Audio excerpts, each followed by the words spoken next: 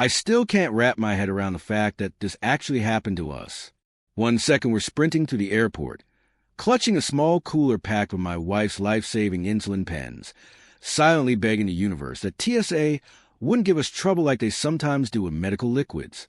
And the next second, we're standing frozen while a red-faced woman in a leopard print blazer is screaming at the top of her lungs that my wife is smuggling illegal drugs because our neighborhood HOA Karen followed us all the way to the airport just to report her. Yeah, the same Karen who writes us citations over mailbox colors decided my wife's type 1 diabetes medication was now a national security threat. And the wildest part?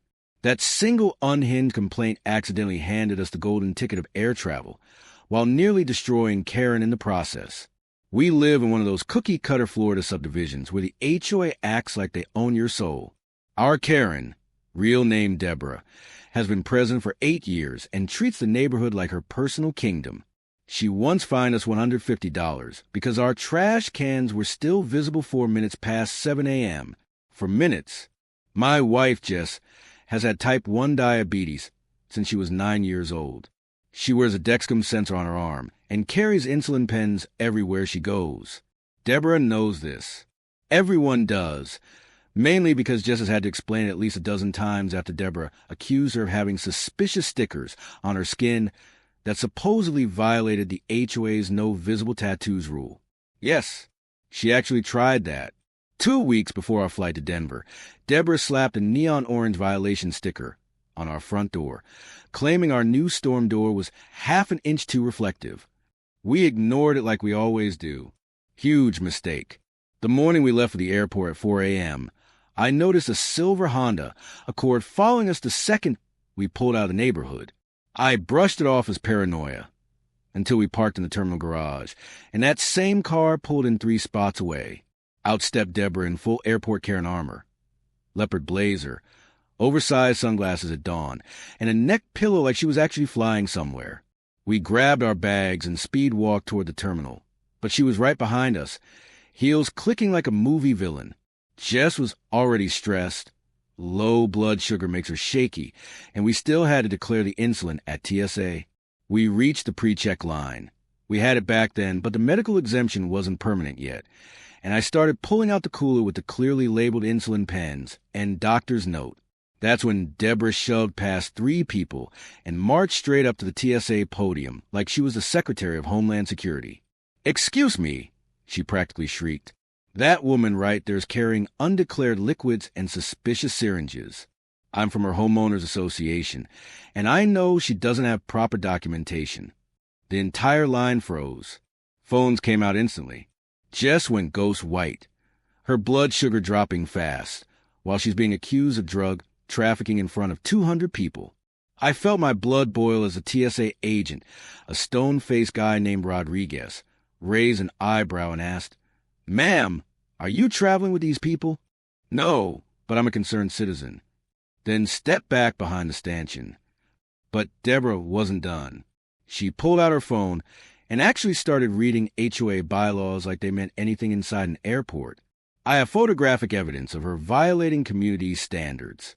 And now she's trying to board a plane with illegal substances. By now, Jess was shaking so badly she had to sit on the floor and tear open a juice box. I tried explaining. Prescribed insulin, doctor's letter, pharmacy labels, medical alert bracelet. But Deborah kept yelling over me about our history of rule breaking. Rodriguez looked at my wife treating hypoglycemia on the airport floor, looked at the clearly marked insulin pens, then looked at Deborah unraveling, and made the best call of my life. He keyed his radio. "Supervisor to PreCheck South. Level 3 witness. Full bag search on a non-traveling complainant."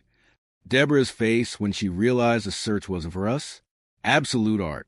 They pulled us aside, but not for punishment.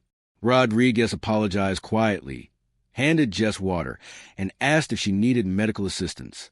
Then he turned to me and said, "Sir, because someone filed a false report involving declared medical liquids, your wife now qualifies for permanent TSA medical PreCheck.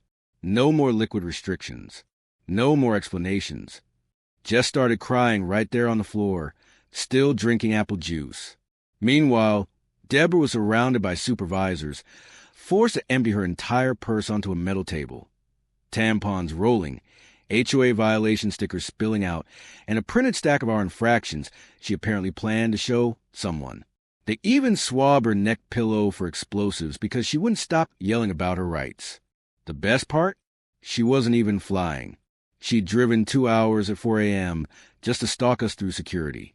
As we were escorted to our gate with freshly printed permanent medical PreCheck cards, I glanced back. Deborah was beet red, mascara streaking, still screaming at 3 TSA agents while a growing crowd filmed her meltdown for TikTok. Jess squeezed my hand and whispered, "I think my blood sugar just spiked from secondhand karma." We had no idea how much worse it was about to get for Deborah, or why she'd really followed us that morning, stalking Jess's public Instagram stories. And just when we thought it couldn't get more unhinged, we found the cherry on top. A fake anonymous tip letter she had drafted, ready to mail to Jess's endocrinologist, claiming Jess was selling insulin on the black market. Yeah, she had gone that far off the rails.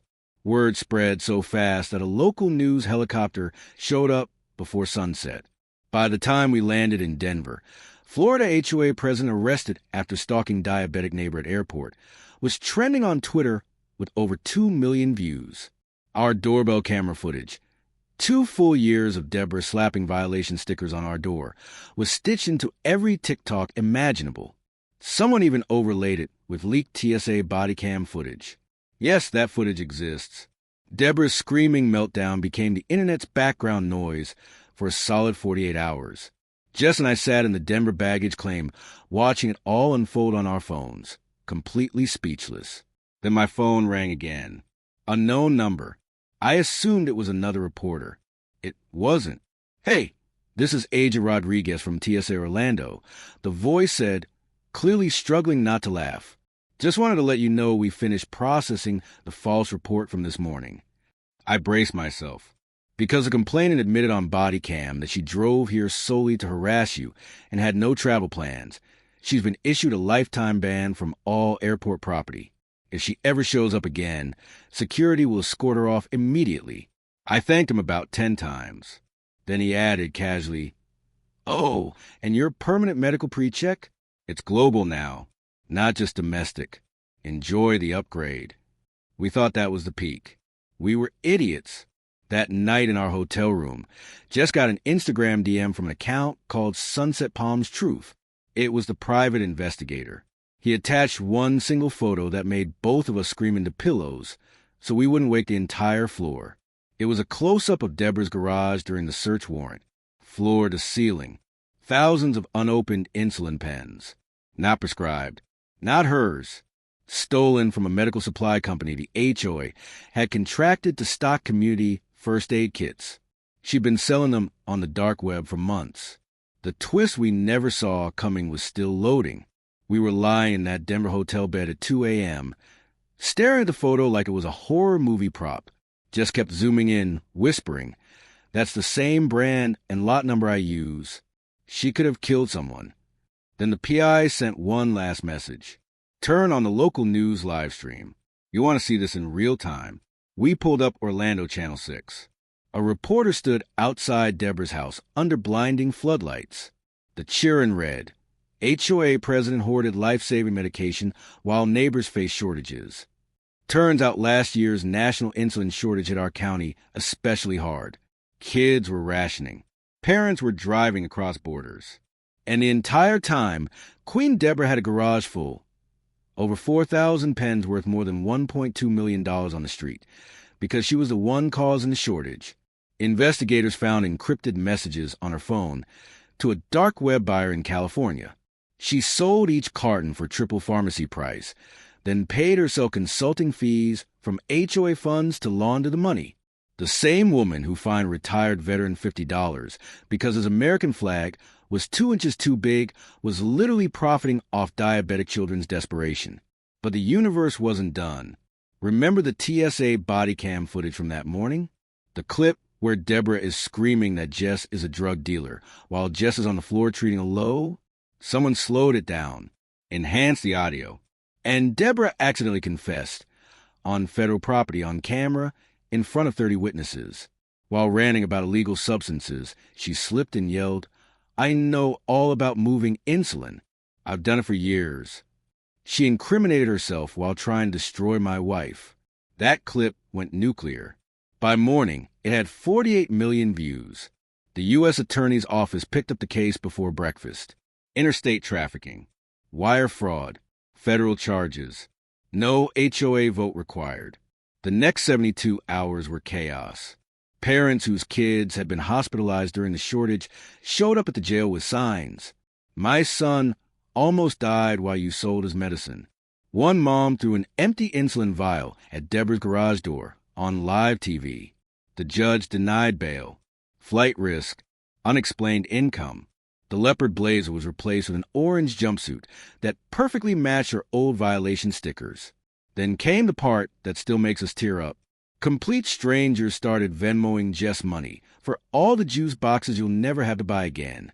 A GoFundMe titled Jess and Hubby versus Insulin Karen raised $87,000 in 4 days. We donated every cent to a local children's diabetes camp, the same one Jess attended as a kid. TSA mailed us laminated platinum medical PreCheck cards with lifetime recognition printed on them. Delta gave us lifetime lounge access for emotional damages. Even the Orange County Sheriff's Office sent Jess a challenge coin with a handwritten note from all of us who watched and cheered. Last we heard, Deborah's trial is set for March.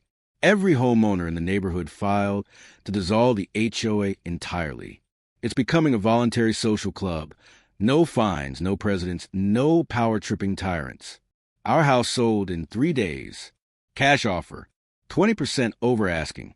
Apparently, people really wanted to live where the insulin Karen got obliterated. And the final, most beautiful twist? The medical supply company recovered 98% of the stolen insulin. Still cold stored, still usable. They donated every single pen to low-income diabetic kids across Florida during a massive press conference. Just got to cut the ribbon. The reporter asked what message she had for the woman who tried to ruin her life. Jess smiled into the camera and said, "Deborah, thank you. Because of you, thousands of kids will never have to ration again.